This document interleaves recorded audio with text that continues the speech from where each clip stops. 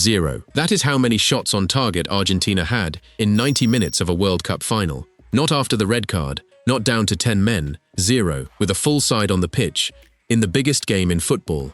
Spain won it. 1 goal, in the second period of extra time, from a substitute who had not scored all tournament. And ever since, one argument has refused to die. That Argentina lost that final in stoppage time of normal time, the moment Enzo Fernández walked. 4 years ago, this same player finished a World Cup final as a world champion and the tournament's best young player. This time, he finished one in the tunnel, sent off, watching his team lose from inside. So let's actually test the argument. Not the vibe of it. The evidence. Second yellow, deep in stoppage time. A foul on Pau Cubarsí, Spain's 19-year-old centre-back, the player who would go on to be named best young player of the tournament. Slavko Vincic sent him off. And this is the part that gets skipped in the arguments. It went to VAR, it was reviewed, it was upheld. There is no version of this where Enzo Fernández is the victim of a bad call.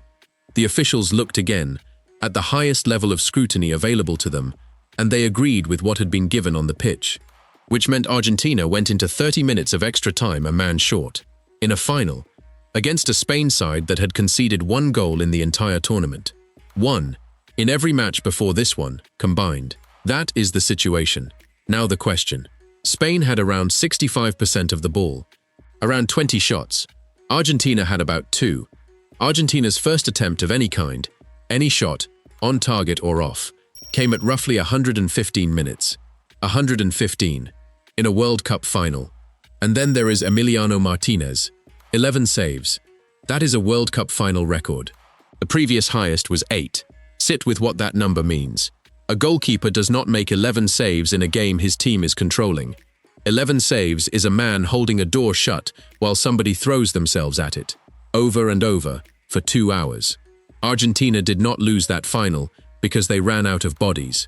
They lost it because Spain never stopped coming, and eventually one got through. Here is the strongest version of the argument that the red card didn't decide it, and it is stronger than most people admit. Enzo was sent off in stoppage time, which means the entire 90 minutes of normal time was 11 against 11. And in those 90 minutes, at full strength, Argentina managed 0 shots on target, not 1. You cannot argue that a red card destroyed an attacking threat that was already, demonstrably, not there. Spain were dominating that final before Enzo Fernández did anything. 65% of the ball, around 20 shots, a goalkeeper on his way to a record. The red card didn't change the pattern of the game. It confirmed it, and there is a second point underneath that.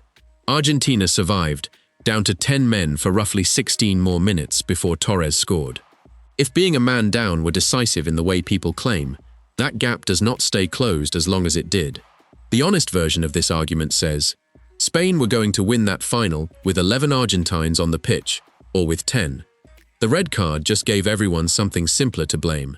Now the other side, and let's steelman it properly. Extra time is not more football, it is a different game. Legs are gone, concentration is gone, and that is exactly the phase where an extra man stops being a small edge and starts being decisive. Argentina had a plan for extra time.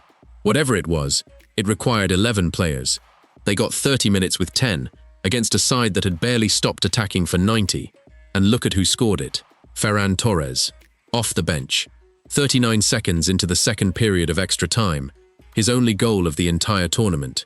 That is a fresh player against tired ones. That is precisely what an extra man buys you, the ability to keep pressing, keep rotating, keep asking the question, until eventually a tired defense answers it wrong. And consider who Argentina lost. This is a £106.8 million midfielder, a British record fee when Chelsea paid it, whose entire job is control. Tempo, keeping the ball when your legs are gone and the opposition's aren't. Extra time a man down is precisely the phase of a final built for a player like that. And Argentina spent it without him because of a challenge he did not need to make. The counter-argument says, Argentina were never threatening anyway. Fine, but a final does not have to be won by the team attacking. Argentina's route to that trophy was to survive to penalties. 10 men made surviving 30 more minutes very close to impossible.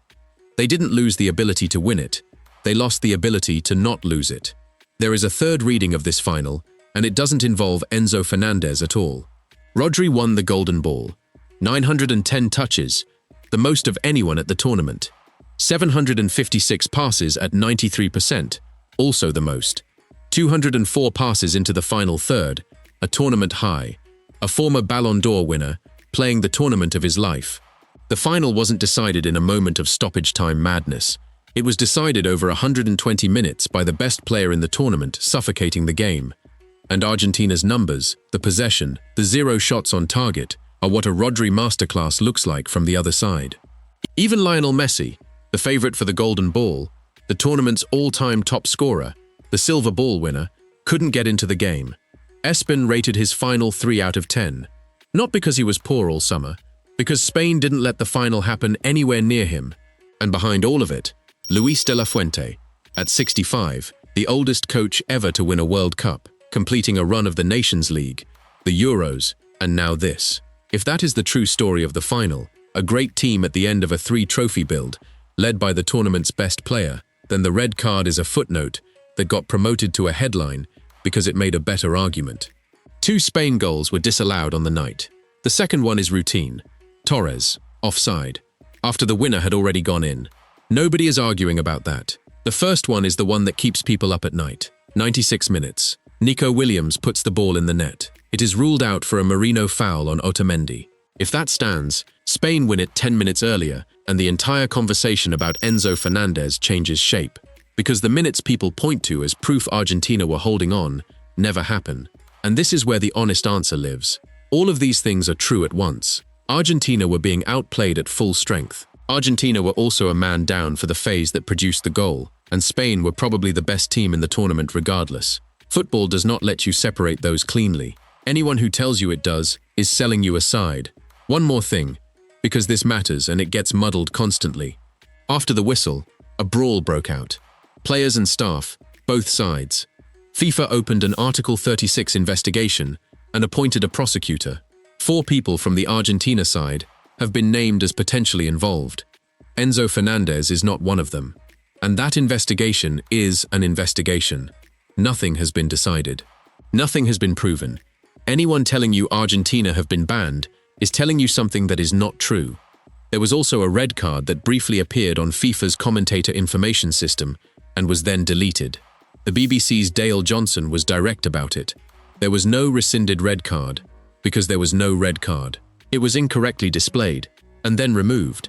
A feed glitch, not a cover-up. And for what it is worth, in the middle of all of it, Lionel Messi stayed calm and shook Spain's hands. So, one sending off, in stoppage time of a level final. VAR reviewed it and upheld it. 30 minutes of extra time a man down. A substitute's only goal of the tournament. A goalkeeper who made 11 saves and still lost. And on the other side, the best player in the tournament, playing the game of his life. The evidence genuinely points 3 ways now. The card decided it, the card confirmed it, or Spain were simply too good either way. Pick a side. Did Enzo Fernández's red card cost Argentina the World Cup? Or was Spain winning that final no matter who was on the pitch? Comments below. Best arguments get pinned. Subscribe to Pitchside FC. Turn on notifications. Pitchside FC. Pick a side.